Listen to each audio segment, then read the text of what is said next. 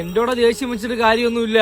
നീ ആ സമയത്ത് പറഞ്ഞോടായിരുന്ന ബായ് തുനെ ക്യാ കർത്താ ഹേ തും ഹി ഹോ എന്ന് പറഞ്ഞ അദ്ദേഹം കറക്റ്റ് വെട്ടി തന്നേനാ. സീരിയസ് ആയിട്ട് കാര്യം പറയട്ടാ, നിനക്ക് നല്ല ചേരുന്നുണ്ട് ഈ കട്ടിങ്. ഒരു ടഫ് ലുക്ക്. ടഫ് അല്ലേ? ടഫ് ലുക്ക് അല്ലേ എനിക്ക്?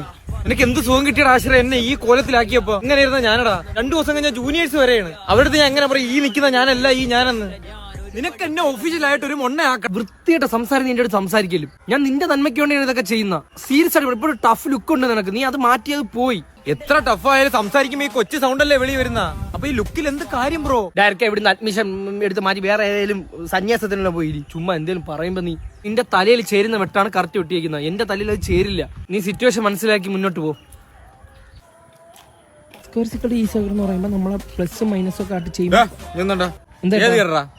ഞാൻ 4th ഇയർ ചേട്ടാ. 4th ഇയർ നിനക്ക് എന്താ വെളി ഇറങ്ങി നടക്കുന്ന ചേട്ടാ ഏത് ഇയർ? ഞാൻ